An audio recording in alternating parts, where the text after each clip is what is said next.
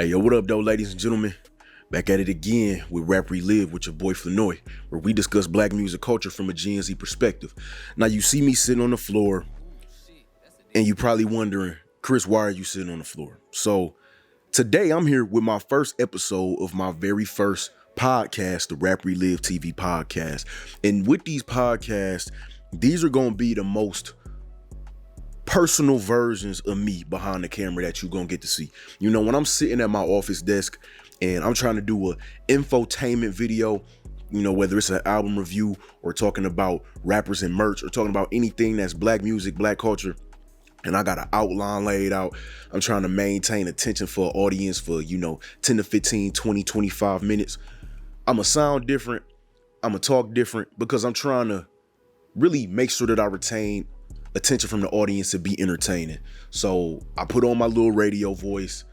My posture is up. I'm sitting up in my chair. I'm super engaged. I'm real active behind the mic. Yo, what up, though, ladies and gentlemen? But with these podcasts, bro, I'm really just gonna be chilling and just talking about what I want to talk about and talking the way that I talk in everyday life. You know, how you hear me right now is how you gonna hear me when I'm outside. When you see Chris in the street, when you see Chris on campus, when you see Chris on FaceTime or wherever you see me in my natural habitat, hanging around people I'm comfortable with and environments I'm comfortable with. This is how you gonna hear me talk, and this is how you gonna see me and my mannerisms while I'm speaking. So get to know me through these podcasts, man.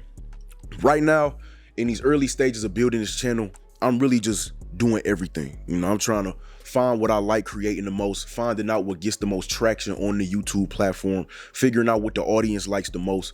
And after I figure all those things out, I'm gonna really put most of my focus towards doing one thing. But I'm the type of creative where I can never just do one thing and just leave it at that, you know? So always expect podcast style videos, always expect album reviews, reactions, always expect different types of black music infotainment like my rapper merch episode series.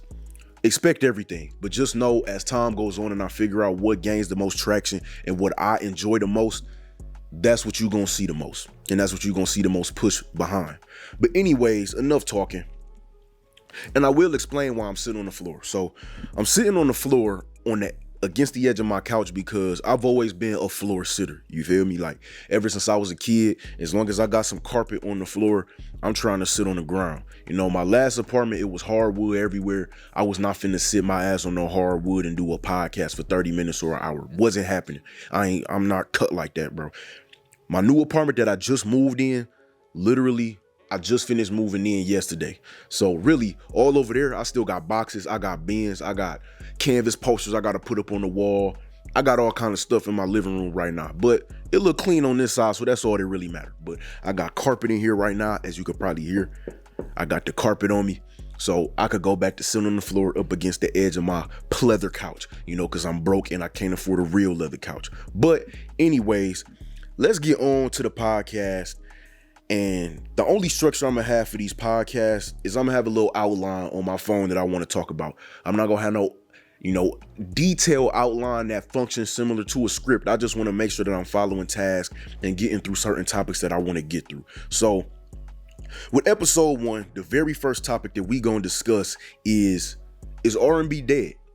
And if you haven't been on Instagram or Twitter lately, is R&B dead has been a popular question for maybe the past 2 days, a day, 2 days, 3 days. I don't really remember when the original tweet was upped, but P. Diddy posted on Twitter the other day, who killed R&B? And of course, when somebody like P. Diddy, who is one of the most well-renowned music moguls, period, not just talking about rap music, not talking about black music, but music, period. One of the most well-renowned music moguls goes on Twitter and says, who killed R&B? That's gonna stir up some controversy, right? And that's rightfully so. I mean, if I'm an R&B singer, if I'm a Mary J. Blige, she commented. If I'm a Chris Brown, we'll get these comments later.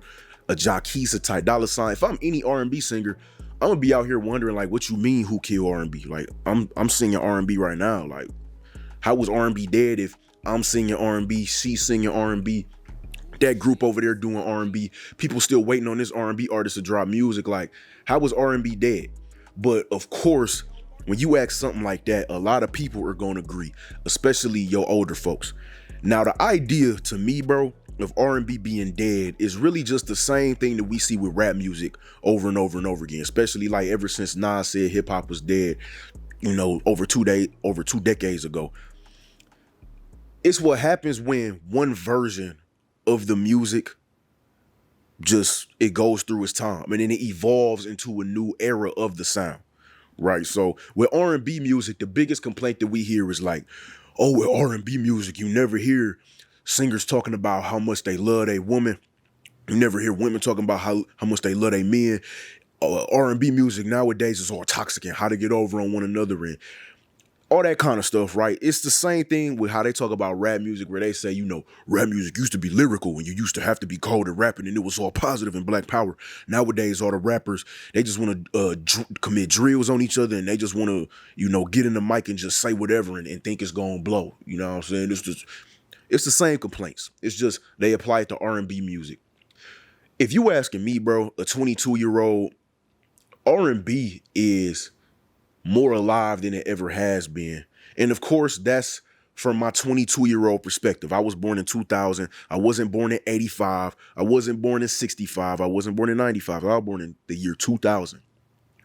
The reason I say for me that R&B is more alive than it ever has been is because we have more subgenres and much more diversity than I can ever see in the past years and past eras of R&B. You feel me? Excuse me. Like nowadays, bro, we have R&B for every vibe that you could possibly be looking for. You got lovey-dovey R&B. You got solo dolo R&B. You got the love yourself R&B. You have the I hate myself R&B. You got the toxic relationship R&B. You got R&B for every idea that you could possibly think of that they could make R&B for. You even got, I mean, it's deep in the cut, but you even got drill R&B, you know, where dudes get on the mic singing, you know, talking that gangster shit. And I think all of that is cool. So I understand why a lot of the older heads say things like R&B is dead, because it's not what it used to be. And it shouldn't be what it used to be. You know, art is art for a reason. Art evolves over time, constantly. Art is constantly changing. It's no different than when it comes to paintings or when it comes to sculptures, you know, when that's the type of art that people consider. Those things change over time as well. Like you can literally go on your computer and look up the different eras of painting and you'll have Dadaism, minimalism, postmodernism, all that type of stuff. With literature, you got things like Shakespeareanism, all these types of things where all these different forms of art are going to evolve. So it's no different than rap. It's no different with R&B. R&B is going to evolve and change over time. That's just how it is. So, of course, the R&B we got in 2022 is not the same as it was in 2012, which wasn't the same as it was in 2002, which wasn't the same as it was in 1992. It's just changed now. Although what I will give them credit for is saying that the type of R&B that's pushed and marketed does lean more towards that toxic relationship or, you know, the love yourself because I don't want to love nobody else vibe. That is what's getting marketed more and more. And I'm going to read a statement that Chris Brown said about replying to P. Diddy when he asked his R&B dead. So Chris Brown went on the gram and said, when's the last time you heard a slow song on the radio? You know, niggas saying R&B is dead. Respectfully, shut up. People nowadays want fast food instead of a real meal. Don't blame the real singers out here because what channels do... I read that all wrong. Punctuation is important, people. He said, what channels do people have to see music videos? BET damn sure don't. BET damn sure don't. Neither does MTV. And in the industry be forcing shit on the people when the real music lovers know that shit is garbage. That was rough to read with no commas. I apologize for the stuttering. But, you know, I agree with Chris Brown on that point. Certain music does get pushed for certain reasons. I'm not a music executive. I'm not a billionaire who can fund Sony and pay millions to billions of dollars to fund 100 different artists' music. But from the outside looking in, you know, we can see that certain music does get pushed. So it's true that there is, you know, some of a lack of real singers, whatever that means, in the scene. But we still do have the real singers. You feel me? I consider Chris Brown a real singer. I would consider I would consider Summer Walker a real singer, even though a lot of dudes don't prefer the type of R&B that she makes, which she ain't making R&B for you dudes anyway. I love her music personally though. Like her first EP is one of my favorite R&B tapes of all time, and that could be a whole story time that I could go into, but I ain't gonna do that. But it's plenty of real singers out here. It's just that you have to look for them. You do have to look for them, and that's what a lot of the older heads don't want to do, is actually look for what they're looking for. Instead, they'll know what they're looking for. They won't hear it on the radio. They won't hear it through the mainstream, and they'll just say it doesn't exist, or they'll just say that the music genre died. When really all you got to do is go on your Spotify, Apple Music, go on YouTube. It's not hard to find real singers. It's not hard to find lovey-dovey R&B. It's not hard to find none of that. You know what I'm saying? Even Lucky Day, for example, Lucky Day makes hella lovey-dovey music. And Lucky Day is probably my favorite male R&B artist right now. He make a lot of lovey-dovey music, bro. Like, Lucky Day don't make toxic music. For real, for real. Let me turn my light up because it's dark as hell now.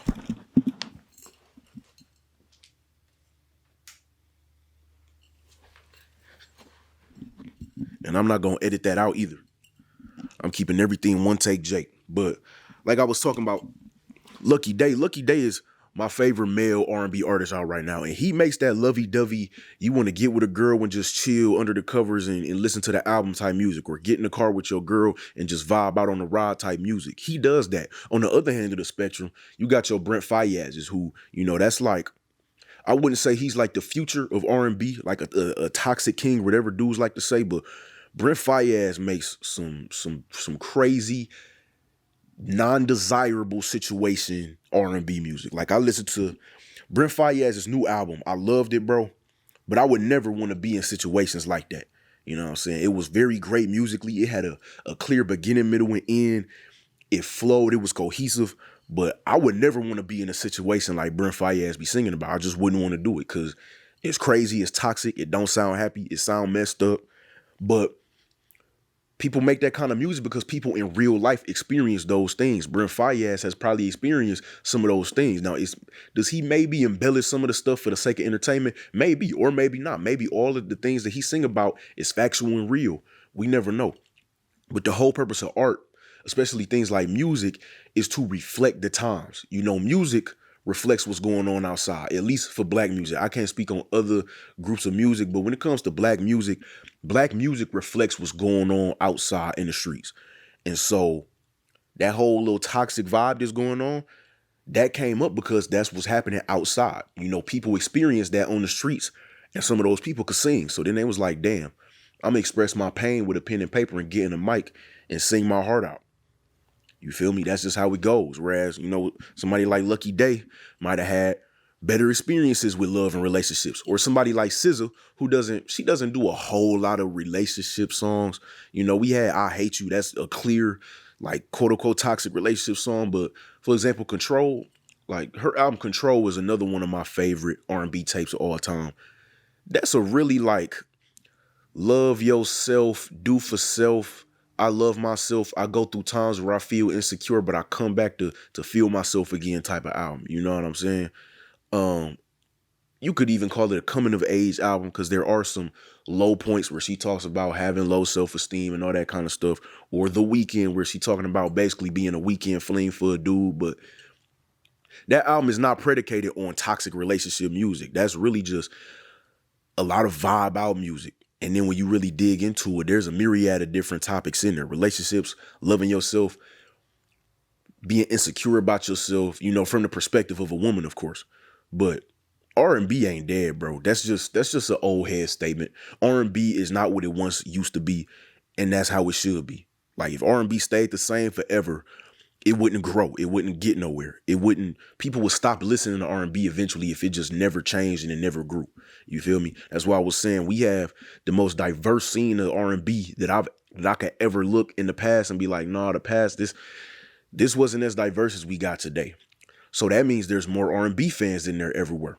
And so to me, that means that the genre is more alive than it ever has been. When you got more people listening, you got more artists in the genre, you got more diversity in the genre, more skill in the genre. How can you say it's dead? That just don't make sense to me. But I could talk about that for hours. Something else I want to talk about is Quando Rondo and what happened 2 or 3 days ago. Quando Rondo was in a shooting where a close friend of his life was taken, right? And I'm not here to like give a news report on the story because I'm not trying to profit off somebody's, life being taken, somebody's close friend being taken from them. That's just not me. But what I do want to talk about with this Quando Rondo situation is the reactions that I've seen about it on Instagram. And it's probably similar reactions on all social medias, but I'm primarily an Instagram user. I hate Twitter. I don't use TikTok. So when you hear me talking about social media, I'm talking about Instagram. But the reactions I've seen about it are weird, corny, sick, a bunch of different adjectives I could use that just are very negative, don't make sense to me. Obviously shows a lack of intellect, a lack of experience from a lot of people. Because, of course, we know Quando Rondo, King Von's murder. We all know the ties behind. I don't got to explain that. We all know those are linked, right? So you got people, you got civilians. Let me be specific. You got civs, right? For example, me, I'm a civilian. I ain't no gangbanger. I'm not in no gang. I'm a civ. You feel me? Most people that listen to Quando Rondo or King Von or a Lil Durk or NBA Youngboy or a Lil Tim, civilians. Most of them are civilians. Now, can you be a civ in the street? Of course you can, but most of them is civilians. Most of them not hardcore criminals or most of them not sanctioned in no gang, like myself, you feel me? When I see civilians like me going on and mocking gang members, losing loved ones, losing friends or family members over gang violence or whatever kind of violence it may be, it's a peak example of corniness to me. And the reason behind that is, as a listener of music, I'm a fan of hip hop. I'm a fan of rap. I'm a fan of black music. When I see two black artists feuding, I don't pick sides because I'm a civilian. Like, I'm not in OTF. I'm not in Quando Rondo's gang. I don't rock a green bandana. I'm not them, right? Or a blue bandana. I'm getting shit twisted. But I'm not in neither one of them gangs. So I don't pick sides. I don't say, oh, damn, haha, King Von passed away. Haha, Lil Durk, go slide for Von. I don't say, haha, Quando Rondo and start doing Quando Rondo challenges like I'm seeing on Instagram, because if you see the video of Quando Rondo, it was just real messed up. He seen his homie lifeless on the ground right there and he was screaming, no, no, no, like really screaming real hysterical outside in the public. And so you got dudes on Instagram doing Quando Rondo challenges where they trying to reenact the scene and make a joke out of it, right? Now, if it's gang politics, it's gang politics. I come from a stance where I respect gang politics because I'm not in it. You feel me? I know a lot of people just like to talk down and say it's stupid, it's dumb, blah, blah, blah. I'm not the one to do that. I'm going to just respect it because I'm not involved in it and I'm going to leave it where it is. Are there some downsides to it I could probably talk about? Of course. That's not for me to talk about though, unless I'm giving a news report or I'm giving some type of journalism on gang violence and gang activity and why it's bad for the community. But that's not what I'm here for. I'm talking about music. Musically, I'm not picking sides. So when a civ picks sides in a music beef and that music beef ends up being gang beef, that music beef ends up being tangible beef where people are getting hurt, people are getting their lives taken. That's not for us to go on the gram and talk about and laugh about because it's dumb, it's ignorant, it doesn't make sense. Ask yourself, why you picking sides because one of these rappers is your favorite rapper and he got beef in real life with the other rapper. He got physical beef with the other rapper. It's one thing to say, all right, this is my favorite rapper. If he beefing with another rapper, maybe I just don't want to listen to the other rapper. But you don't go out and become that other rapper's enemy along with your favorite rapper. If you a Lil Durk fan, that's a lack of intelligence to go out and become the enemy of Quando Rondo, or you think you becoming his enemy because you listen to Lil Durk and that's your favorite rapper, one of your favorite rappers. That's just stupid. And not even a lack of intellect, but it's also a lack of self-awareness. It shows a blatant desire for wanting to belong. It shows a lot of different things, bro. That's a whole phenomenon in itself that I could probably make a video on. But the attachment to these rappers, it's weird. As much as I love rap music and as much respect and appreciation I have for rap artists, I'm never so attached to a rapper where I engage myself in a real life, physical, tangible beef. First of all, that's dangerous. It's dumb. It makes your favorite artist look worse because now his fans or her fans is out there looking corny, right? It don't serve nobody. It don't do nobody no benefit to be picking sides of two rappers because those rappers have real beef outside. That's why I love drill music, especially like my favorite scene right now is the Bronx, New York. And that's my favorite scene because all them young boys can rap, bro. All them young boys can make music. Of course, not all of them. Some of them suck, but a lot of them, bro, they take it serious. They work hard. They invest in themselves with the music and they just rapping. Am I listening to them diss other rappers that I like listening to in the scene? Am I listening to them diss the deceased loved ones of rappers in the scene that I do like? Yeah, I am. But that's because I'm a civilian, bro. I'm listening. I'm not picking YGs or OGs or OYs. I'm not picking the My Haven projects or RPT. Or I'm not picking where B Love and Shy K. I'm not picking Cortland over everything. Like, that's not me. I'm a fan of the music. I want all of them to win. You feel me? Because they rapping to get up out of the situation they in, and a lot of them are rapping to pick some of their homies up from situations they homies is in. You get me? So I listen to all their music. If I like it, I like it. They work hard. They put out music videos all the time. They putting out songs all the time. They're very active on social media. They going on, freestyle radios and doing things like that to get their name out there.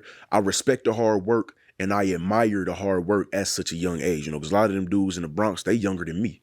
You feel me? I'm 22. A lot of them is like 17, 18, 19. You even got like Booba Savage. He like 15. You feel me? So back to the Quando Rondo thing. I always find it corny when listeners of the music and nothing more pick sides in real life beef. It don't make sense, bro. It don't make sense to me. It's corny, it's distasteful. It makes everybody look bad. It's no winners in that situation, bro. I'm sure the artists are probably looking at some of the fans like, could you please just shut the fuck up, bro? Cause you making shit look corny.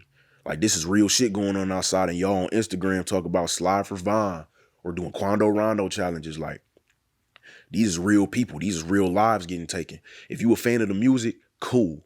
If you a fan of one rapper on one end of the beef, cool. If you a rapper of both rappers in the beef, cool. But keep it at music if you just a fan of the music instead of being a cornball. You feel me? But I'm going to move on to the next topic, man. Detroit music that I've been listening to. Now, why do I have a whole section cut out for Detroit music? I mean, you see on the hat, bro, Detroit logo. I'm from Detroit. I'm a Detroit native, born and raised, West Side native. I'm from the Dexter Linwood area, 48206, mainly Dexter and Hogarth, which is actually a little bit below the Dexter Hogarth area, Dexter Linwood area, but it's damn near right there. That's the easiest way to explain to a nigga from the city where I'm from if I say Dexter Linwood, but Dexter and Hogarth, you feel me? So much closer to the boulevard, but that whole Dexter Linwood area, them my main stomping grounds, you feel me? So from Detroit, I want to talk about Detroit rap, Detroit music, because I want people from the city to win, you feel me? That's just how I am. So music from the city I've been listening to lately, Peasy. We know Peasy dropped a new album. What's it called? It's Not Only Built for Cuban Links, because it's a playoff the Only Built for Cuban Links album name. But the Peasy album is actually only built for Diamond Links. That's what it is. Not only built for Cuban Links, because that's an album already from 2 decades ago. Only built for Diamond Links. I listened to it one time so far. I thought it was cool. I've never been a huge Peasy fan, but I like Peasy. I like what he's doing. I like his music. So best believe I'm going to turn it on again one day, whether I'm cleaning up or I'm in the car driving or something.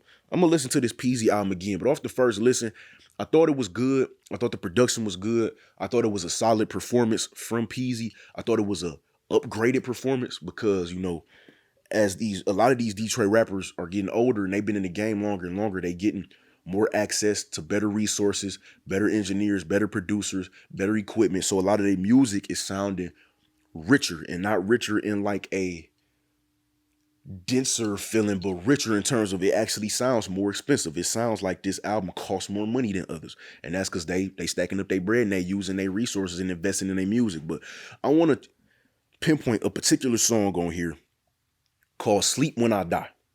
You know, it's the 1, 2, 3, fourth track on here. Now, Sleep When I Die is produced by LeeChoppn.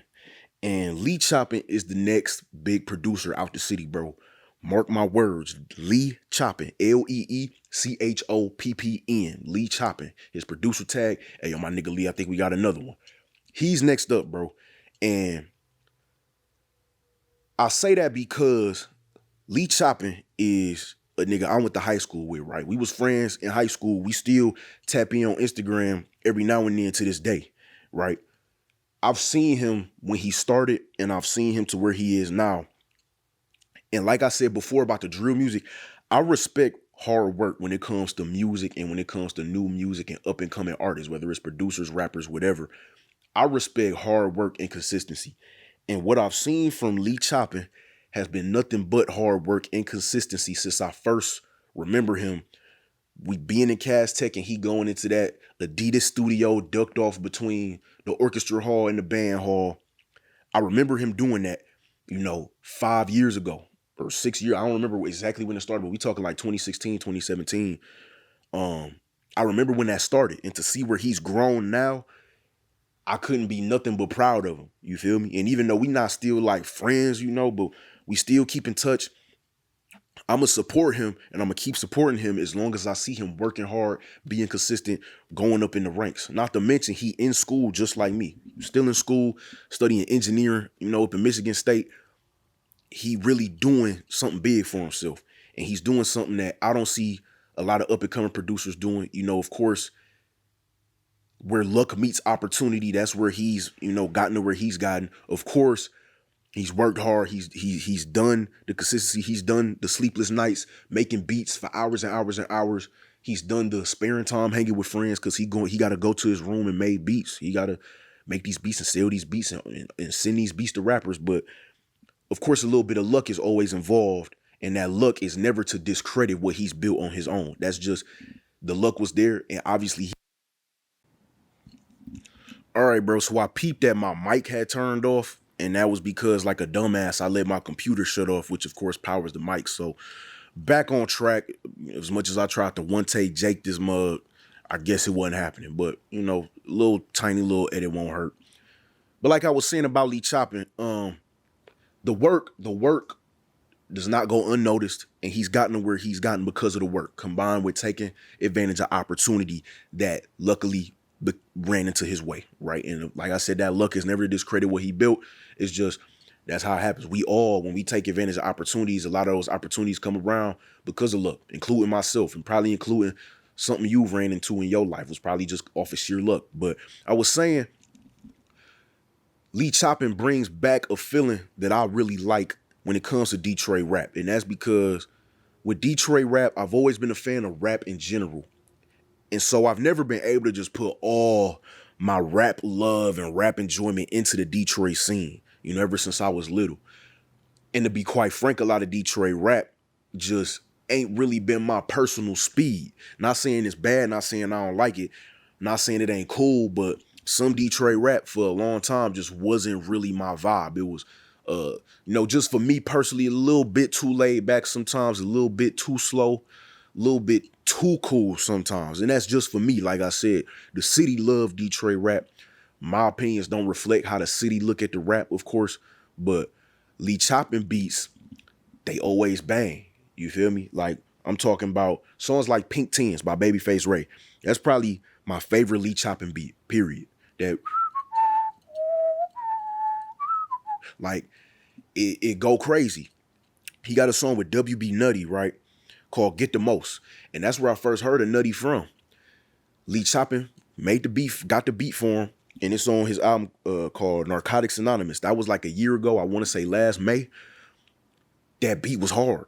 And it was sounded like it was perfectly made for Nutty, because Nutty and Los got a very specific sound, and I'm gonna talk about it in a minute. But LeeChoppn, I'm not even gonna keep going and going because I could talk about him for a whole hour, but I respect him. He next up. And pay attention for that name. Pay attention for that producer tag. Hey, yo, my nigga Lee, I think we got another one. Pay attention for that. Because when you hear it, you know the beat gonna bang. But moving on to the next topic of Detroit music I've been listening to. WB, WB Nutty and Los. Or how you say they duo is Los and Nutty, for real. So Los and Nutty, I've been listening to them a lot lately. Really heavy like the past 2-3 weeks. Now, like I said, I just learned about them last year from the song that Nutty did with LeeChoppn, but ever since then, I've been fans of them. And one of the main reasons I'm a big fan of them is because they're from an area that's not far from where I'm from. You know, they're from, I would say 2-3 miles away from where I'm really from. So you always hear them referring to Linwoods and Davidsons and Dexters. Those are streets that I'm from. Those are streets that I grew up on. Where they from, or where you see them talk about the most and be in music videos, is Linwood and Grand. So Linwood is like the next main street that's east of Dexter, right? So I'm from Dexter and Hogarth, so it's Dexter and real close to Grand Boulevard. Linwood is over here like a mile to the right, or east rather. And then you go up maybe 2.5 miles, and then you got Grand up there. Like Grand is past Davidson, I'm pretty sure. I know for a fact it's past Joy Road, but I'm pretty sure it's past Davidson. Yeah, Linwood and Grand. So it's a little bit north from where I'm from, but it's still that area. It's still, the houses are similar. The vibe over there is similar. So when they making certain references, I could feel the references in my soul. You know what I'm saying? Like, Nutty got a song called 2 Family Flat Baby. And I love that song because I'm a 2 family flat baby. Like the house I grew up in, if you don't know what a 2 family flat is, in that specific area, about 100 years ago, that was a very rich area, you know, all the way from the boulevard. We talking up Dexter, up Linwood, all the way up through Chicago, through Joy Road, through Davidson, all the way up through Grand, all the way up to the Lodge, right? That city, or that area rather, that those neighborhoods were very rich, full of white folks, and the houses were huge. And they built these 2 family flats where it was almost like you had one story house on the bottom, and on the second floor you would have like another one floor house on the top. So you would typically have 2 families living in the house, or you would have a big family living on the first and second floor. 2 family flat baby is like, in the house I grew up in, my great aunt lived in the bottom floor and my granny lived on the top floor, right? And my great grandfather owned that house, you know, almost 100 years ago. And it was a 2 family, but only our family lived in it. But we had 2 sets of the family. So like I said, my granny on the second floor, my aunt, my great aunt, my granny's sister on the bottom floor.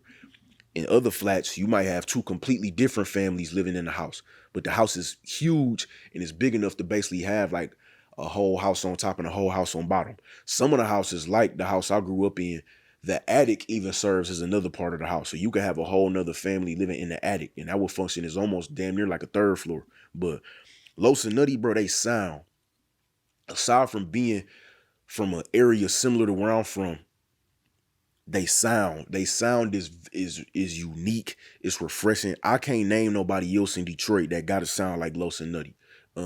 First of all, it comes down to the subject matter, right? So we all know, like, rap about selling drugs, right? Typically when we hear rap about selling drugs, it's about selling coke, selling crack, selling weed. You know, you might hear sometimes you might hear rappers rap about, you know, selling lean or selling fake lean. They was hustling, pushing K-Roll or whatever. But these 2 niggas, they rap about heroin, right? They rap about selling heroin, running a trap where they deal heroin out and going from state to state. You know, we talking about, they call it heroin music, basically, you know, for lack of better words. They call it heroin music. I ain't never heard no rapper in the city rap about heroin like they do. You know, like that's a recurring theme in their music. Just like crack is a theme in another rapper's music, these niggas, one of their themes is heroin. They call it heroin music. And first, that's just unique. Like I said, that's just something I've never really heard before. Second, when it comes to their sound, it's different than what I've ever heard in the city. Like the way they make music, first, it brings back that real mixtape feel, right? It's not super polished. It's not super clean. Their music don't sound super expensive. Their music sounds like that real get up and grind mixtape era sound. And of course, that's not to insult they sound to say it sound cheap or it sound unprofessional, but those who understand what I'm saying understand what I'm saying. They sound like that mid 2000s, early 2010s, really pushing out music at a high rate, really hustling music. That music where you making tracks every day, every night, every morning, putting these albums together, putting tapes together, trying to dish them out because you really trying to make a hustle off this music. That's number one. But second, they music, they sound is real noisy, bro. And I only say noisy because I don't have a better word to describe it. It's noisy, but I like it, right? When I say noisy, I mean it's ad-libs coming from left and right. The beats be real, the beats just be real congested. Like it's all different types of sounds layered on top of each other, Sometimes they might sound a little wonky, but it work. And then the way they rap on it, whether they just flowing, whether they punching in, it's like even the way they punch in is unique because usually when rappers punch in, there's at least like half a breath in between when they punch out and punch in. But with Los and Nutty, bro, sometimes when they punch in, bro, they'll punch in overlapping before they previous punch even ended, bro. And it's like, it's just noise and it continues and it's loud, but it worked. And I think they sound isn't easily replicated. Like, your average nigga can't just go in the booth and make a song that sound like a Los track or a Nutty track. Two dudes can't just go in the booth and sound like Los and Nutty. And that is probably the third thing I love about their sound is the chemistry. You know, Los and Nutty, they blood brothers. And when you watch their interviews, they blood brothers who grew up together. Like, they each other's right-hand man. And so the chemistry it's there. The chemistry is at 100% and they never have to force it, bro. Like, it's always, you could tell they brothers because, I mean, first off, they sound alike, but the way they could just flow off of each other and the way they ride the beat, and even though they both got their own unique elements, they know how to blend them motherfuckers perfectly. It's like, it don't sound like no other. And, you know, and they in the camp with the Babyface Rays and the Visas, you know, they come from that White House studio. You know, and if you know about the White House studio, that's where, you know, you got your Babyface Rays and your Day Moneys and your Visas, your World Tour Mafias. That's where they rapping at. That's where they come out of. And so it's unique and it's refreshing to hear a sound like that coming from much more laid back rappers like Babyface Ray, like V's, like Day Money. You know, you got Los and Nutty coming in. It's just all this noise, all this knocking, all these bells, all these pans hitting, all these drums hitting, all these ad-libs coming out of nowhere, all these just non-stop flows. It feel brand new. And their music is just straight energy. You feel me? Just straight energy. I'm gonna move on from them though. New music, just relatively new music that I'm listening to, that I got on, you know, that I've been playing repeat for a little bit. So of course, Young Nudy's EA Monster. Anybody who knows me know I'm a big Young Nudy fan. I mess with Young Nudy. I love his music. His personality is cool. It's a vibe I rock with. He dropped the tape, EA Monster, and it's just it's what you expect from a Young Nudy tape. The production, you know, like the beat selection is different from every other rapper. Like, Young Nudy has beat selection that is different from every other rapper I've heard, especially Atlanta rappers or your trap rappers. Like, he chooses beats that are just, you will listen to it and you like, who the fuck finna rap on this? And then he come in and he just tear it to shreds. So it's no real particular songs on it that I'm like really, really loving. I liked, I want to say Free Impala. I want to make sure I get the title right. I want to say it's Free Impala, or it might just be Impala. I might just be tweaking. Yeah, it's Impala. I don't know where I got the free from. But Impala, Nothing to Do, No Gang. I like all the songs on the tape, bro. Like, it's just a little something he gave us, and it'll hold us over till we get, you know, like another album. But this tape he dropped is good, bro. I like it. I enjoyed it from top to bottom. I've been playing this ever since it dropped on Friday. Something else is a particular song called E4N. Now, that stands for Everything for Naughty or Noti, right? This is a song by some young niggas in the Bronx. Now, we going back to that Bronx drill scene. E Dot Baby, J Star Balla, Didi Osama, Sugar Hill D Dot, Duty Low, Roscoe G. That's all the features on here, right? It's a lot of features, but What's special about this track and what I've been drawn to about this track for just weeks, because they dropped a video for it like 3 weeks ago, but they just dropped it on not Apple Music, but on streaming services this past Friday. What I love about this song, and it's bittersweet because the song is almost like a memorialization song for another rapper who was a part of their group and was actually the brother of Didi Osama, and his name was Nodi Osama. Unfortunately, his life was taken in a train station over in New York. You know, he was stabbed and didn't survive it. But like I said, I'm not here to give a news story on that. That's what happened, right? And he's Didi Osama's brother, and he's in the same gang as Eat Out Baby and J Star Ball and the rest of them. You know, they OY. OY, and I made a mistake saying the Bronx, but the Harlem drill scene, closely affiliated. They do a lot of music with the Bronx rappers. That's why I make the mistake of saying the Bronx scene, but they really come out of Harlem, that Sugar Hill area, if I'm correct. And they gang is called the OYs.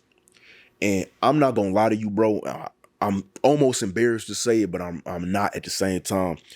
The song almost made me like cry, bro. I'm gonna just be honest. The song definitely had me like I could feel my tear ducts in my head gearing up, you know. And that's not common for me. I'm not like an emotional music listener. I'm not some nigga that hears songs and start crying and feeling it in my soul and shit. But this song had me feeling it. And it was because with drill music is the subgenre of rap that's the closest to the streets as you can possibly get. Like, you don't get no closer to the streets than drill music, because drill music is literally like, it's almost like reading the daily news, but it's in music form. Like, you getting updates in every song and every tape they drop on what's going on in the streets right now. And so when Nodi Osama died, and he was only 14, when he passed away, they dropped this song with this music video like not even a week. I want to say maybe a week at max after. I can't exactly remember, but when his brother gets on the track and starts rapping, Didi Osama, like, you can really, really hear the pain that he's releasing on the track. Like, you can hear it and you can tell, even if you don't know the news behind it, if you don't know what's behind the track, even if you don't know what E4N stands for, you hear it and you just hear pain in his voice, and you know something catastrophic has happened to this young nigga, and he just on the track releasing it and putting it into a form of talent where he can express himself in a legal way. You feel me? Instead of going out and releasing his anger on somebody, not saying that, you know, maybe he didn't do that, or I don't know what they doing. You feel me? But when I can assume, okay, he's putting a lot of his pain into this track that's memorializing his brother that just passed away, his life was taken from him, and you can hear it, it made me feel different, because like that's a person's real emotions. You know, we say music is for entertainment, right? A lot of this shit be fake. It's a lot of rap cap and all that, but that was about as real as it get. You know what I'm saying? Like, your brother just lost his life some days ago, and then you get in the booth and you release some of that pain on a record. First of all, it's a testament to the talent, right? Because if something like that happened to me, I'm not going to be able to go in the booth and make a cold song, because the song itself is hard. I'm listening to it because, one, I do just enjoy the song. It's really good. All the verses on here are hard, you know, especially Eat Out Baby. He one of my favorite rappers. He probably my favorite rapper out of that Harlem drill scene, but his verse was hard. All their verses was hard, and you could tell they came from the heart. But the Didi Osama verse, it's talent, it's discipline, right? Because when you come up in an environment like that, that can be real toxic, and it's real easy to just commit violence and even just get away with it. He chose to say, all right, instead of doing this for right now, instead of going outside and maybe inflicting harm on somebody or doing something that's negative to somebody or even myself, I'm going to go in the booth for right now. I'm going to go in the studio and I'm going to rap these lyrics, and I'm going to memorialize my brother in a positive way. You know, everything for Nodi or Nodi. I don't know if I'm pronouncing it right, but it's Nodi or Nodi. But that's just something I've been listening to on repeat. In my opinion, I would say, bro, it's a beautiful record. I know a lot of people would disagree because everybody just hate drill and think it's the end of the black community, but I got a special type of respect for drill and drill rappers. And I'll maybe talk about it in a different video, but that drill record right there, E4N, look that up, listen to it. You hear the feelings, bro. You hear the feelings, and the feelings almost kind of transport through your headphones or through your speakers, and you could feel the feelings almost. I don't want to say I could feel what he feeling, because I would never know what it feels like to lose a brother, to a murder, especially at such a young age. But you can almost just feel the energy that he was trying to give on the track. You feel me? But I don't want to stick on that track too long. Let's move on to another New York drill track, Try Your Luck. Now, this track is old. This track came out in like May, but I've been listening to it nonstop ever since. It's by Quelly Wu, Set the Trend, and Free Bandit. Now, Quelly Wu is from Brooklyn, right? He from the same gang as Pop Smoke was, Wu. Set the Trend is from the Bronx. He from the same area, same project, same gang as K Flock, DOA, same as Dougie B. And then Free Bandit is from Queens. So you got 3 different boroughs on one New York drill record. First of all, I just think that shit cool as hell. I like seeing the unity between the boroughs, even though I'm not from there. I do think it's cool. Secondly, bro, the song is just infectious. Like the song, the beat they use a Jersey club style beat, and it samples an XXX Tentacion song. But the beat, they use that New Jersey club drill beat. It's like and it's so they pass me the rug on me higher. Like, that's one thing I love about these drill rappers in New York, is the way they use their voices to make things more entertaining and make things more musical. A lot of people don't like it. I know in Detroit, a lot of my friends, they don't really like the Bronx or the New York drill music because they say it's doing too much, but I love it, bro, because I think it's a testament to the art of what rap can really be. So when you listen to this song, Try Your Luck, you got 3 completely different voices on this track. Quelly Wu, his voice is just deep as shit, right? Nigga voice deep as hell, it's raspy, it's low, and it gives its own special quality to the track. Set the Trend, his voice is real, it's raspy, but it's scratchy as well. It's not necessarily deep, but it's low. And it's got its own unique quality on the track. And then Free Bandit, he probably got the most quote unquote normal voice on the track, but it's loud, it's scratchy, it's real high energy. So all 3 of them add their own element to the track, and that's just something else I love. And then when it comes to the music video, them New York niggas, bro, they like they say, they get sturdy. You feel me? They in the video nonstop just dancing. That's energy that I love, bro. I'm a dancing ass nigga too. In Detroit, bro, we don't really got, too much dancing when it comes to our rap music. But in New York, bro, when they be getting sturdy and they be on the ground doing that bouncing and shit, like, that shit hard to me, bro. Because I love seeing that energy, that fun-loving energy from rappers, where people say rap is just dark and it's demonic and it's evil and all they want to do is drill. But, they look happy in that music video, dancing, having fun with their homies. That's all I got to say about that one. Last track, when it comes to what I've been listening to that's new, we got a Danger Mouse and Black Thought album, right? And I'll be lying if I was saying I was looking for a Black Thought album. I'm not the type of nigga that's gonna try to fake and, claim I'm out here listening to Black Thought. Not saying that there are people who aren't, because I know actual Black Thought fans, but just me, I'm not gonna try to flex that on y'all because it's not true. I wasn't looking for a Black Thought album, but it had an A$AP Rocky feature on one of the songs called Strangers. I'm not even going to talk about this right now because I could talk about it for another hour, but A$AP, not just A$AP Rocky, but A$AP as a group, I've said this in another video, they have a special place in my heart when it comes to my love for rap music. And so when I see A$AP, anybody on a song for a feature, I'm going to listen to it, and I'm going to go into it with high expectations because I love the way A$AP rappers rap, whether it's Rocky, Ferg, Ant, Nast, 12E. I just don't care, bro. If one of them is on the track, I'm listening to it, and I'm going to probably like it. So this had an A$AP Rocky feature on it. And this is what you can maybe call a boom bap beat. It's not necessarily like super boom bappy, but it's got that boom bap element, but it's still 2020. Like, it's not 1991 boom bap. It's 2022 boom bap sound. And with A$AP Rocky, I've always felt like his lyrical ability was underrated, right? Because he is more so like, I don't necessarily like to compare artists, but similar like a Cameron, where his coolness and you could say his swag kind of outshines his actual ability to rap. Now, he might not be the most lyrical, the most technical, the most genius when it comes to pen and paper or pen and pad, but he can rap.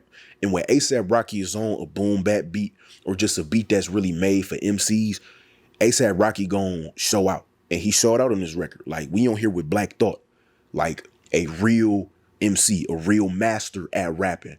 And A$AP Rocky came on this track and held his own and was really on here rapping.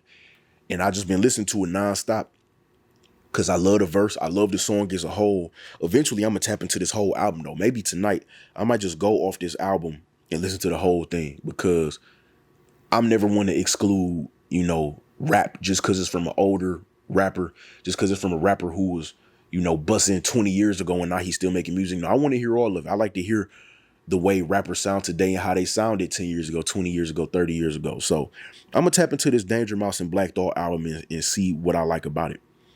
But moving on to a different section, we're going to move to Repeat Roundup. And this probably be the last music section of the podcast today. Repeat Roundup. I want to start with going to my Spotify and going to my on repeat section. So I'm gonna do this for every repeat roundup. I'm gonna go to the on repeat on Spotify and just pick a couple songs in here that I noticeably have been repeating nonstop. So first, I want to talk about Day Money and Trees. Trees is a producer. Day Money is a rapper from Detroit. He Babyface Ray's nephew, actually. And he got two songs that I've been playing on repeat for like the past week. One called Lemon Cherry and one called Losses and Lessons. Now, they come off the same tape. I'm about to find what the tape is called because I can't remember. It's called Slayer's Coming, right? Slayer's Coming. Now, Day Money is a rapper who I went to school with, right? I was just telling y'all about LeeChoppn. I went to high school with him. I was good friends with him in high school. I still keep in touch with him to this day. Day Money, on the other hand, went to high school with him, graduated with him. You know, we the same age, but I never knew him, though. Like, we never knew each other, never spoke. The most I might have interacted with that nigga in high school is if I was either skipping my lunch or he might have been in the gym and we was in the gym playing basketball, you know, because some dudes used to skip class or skip lunch, go in the gym and hoop. We might have hooped together a couple of times, but I ain't never know him. So I ain't even about to like fake and claim that, but I recognize him and I want him to win. You know, he my age. I know of him. I've seen him. I went to school with him, so I want him to be successful. So I listen to his music just to support regardless, but he got a style that's unique as well. It's not always my speed. Like, I'm not always just going back to Day Money, but it's phases where I'm like, I want to hear some Day Money, because Day Money is probably the most laid back and chill rapper I've ever heard. Like, he rap real slow. His voice is real low. I don't want to say he slurs his words, but it's not a whole lot of high intensity energy when he rapping. It's real low intensity. It's real chill, real mellow, real low. And sometimes I just want to hear some shit like that. And his beat selection is very unique as well. Similar to like Los and Nutty, they choose real unique beats that match their vibe. Day Money got a unique sound and he chooses beats that really match him. His beats be real muddy, real slow oftentimes. Congested, but not congested in a Los and Nutty way. Day Money beats be congested in where it'll be a lot of low sounds and the drums are hit in a weird way, but he make it work because that's his vibe, right? Two songs, Losses and Lessons and Lemon Cherry, they back to back on the Slayer's Coming tape, and I just been banging these nonstop. I really like the songs. I like the tape in general, but these two tracks, I've just been listening to them. They fit the vibe I'm in right now, I guess. I love the way the sound is. Trees, he produced his ass off on this mixtape, and I'm looking forward to more Day Money music. You know, anybody I know of, who I know personally or knew of, went to school with, whatever, I for sure want them to win, bro. You know what I'm saying? Because I want myself to win. I'm rooting for anybody that, you know, I've been in the vicinity of, you know, on a consistent basis. I don't know what it is, but if I went to school with you or I grew up around you, even if I didn't know you personally, I want to see you succeed, bro. So Day Money, Slayer's Coming, tap in with that mixtape. It's hard. I like it top to bottom. Something else I've been listening to on a repeat that's kind of unusual is a song called Refreshing by Jim Jones, Max B, Stack Bundles, and Male Matrix. Now, This is a song that's from a old mixtape. That's one of my favorite mixtapes of all time, called M.O.B., Members of Bird Gang. And that's Bird Gang with a Y and not an I. Now, I grew up a real big Dipset fan, you know, so Cameron, Jim Jones, Jewels, all of them, right? But Jim Jones had his own collective called Bird Gang. And at the time, you know, this is before him and Max B were, you know, had their own issues that I don't want to speak on because that's their issues.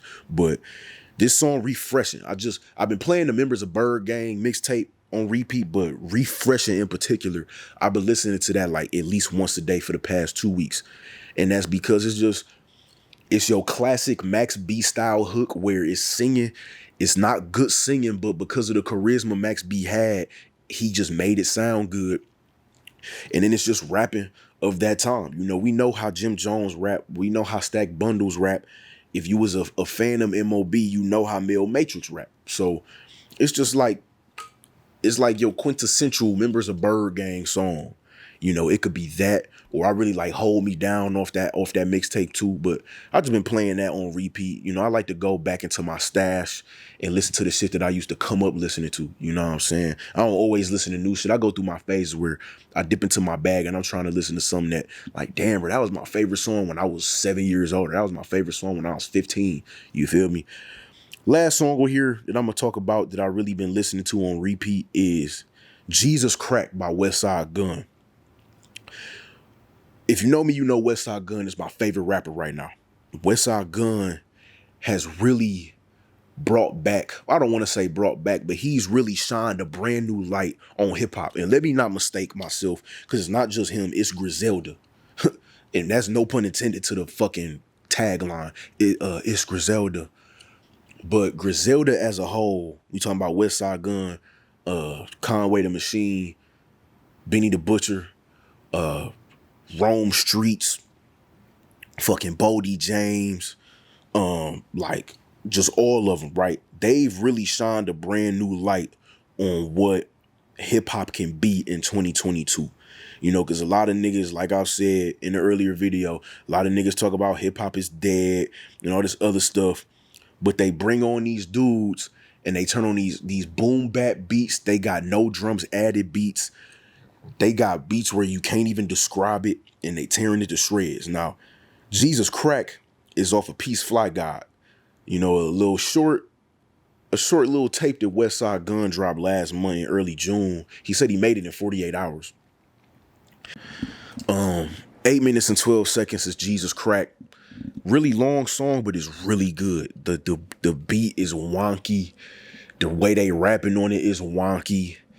But it is cold though, and that's all I really got to say. You know, I'm not here making a Griselda or Westside Gunn video or review because I could go well in depth into that. But I'm gonna just leave it at it's wonky and it's hard, it's cold, it's like it say, it's Jesus Crack. My favorite bar in it is probably my main fiend, a white boy, blue eyes, long hair. We call him Jesus Crack.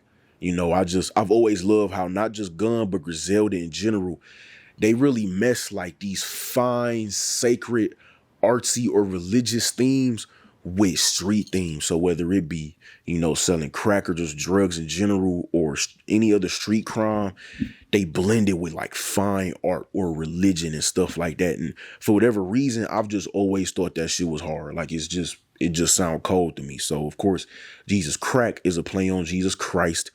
He talking about his main fiend, long hair, white boy, blue eyes. He talking about the fiend look like Jesus, and that's why they call him Jesus Crack, because he hit him up for the crack and he looked like Jesus. Like it's just like it's grimy, glamorous, or some shit like that to describe it off the top of my head, but it's just some shit I really like, bro. Just some shit I really like. And to close this episode of the podcast, bro, I want to talk to y'all for maybe 60 seconds about my irrational hatred for lettuce, right? Lettuce, bro. I cannot fucking stand lettuce. And yeah, when I say lettuce, I mean Lettuce, like lettuce that's on burgers and in salads. I have irrational hatreds towards very trivial things, and lettuce is probably at the top of that list, bro. Like, I don't like the way it feels. I don't like the way it tastes. I don't understand. Well, recently I've learned why they add lettuce to shit like burgers. You know, it's for the texture, it's for the crunch. It's the whole food psychology thing where different feelings of foods work together. But I just, like, I hate lettuce, bro. And I know people who eat lettuce or eat shit like cabbage and shit like, I don't know, bro. It just make me mad. But I just wanted to let y'all know that I hate lettuce. It's for very stupid reasons. You know, I have no shame in admitting that my hatred for lettuce is not properly justified. It's pretty dumb, but I hate lettuce. And that's just the way it is. You know, when I go to get burgers, I ask for no lettuce. If I make a salad, it's a spinach and kale salad. You will never see me eating no lettuce salad unless I get it before a meal at a restaurant and I'm just like, fuck it, I'm gonna eat it. But it feels weird. It doesn't benefit me in any way. Like, fuck lettuce, bro. And that's all we got for episode 1 of the podcast. We'll tap in with you later. Don't forget to like the video, subscribe to the channel. Peace.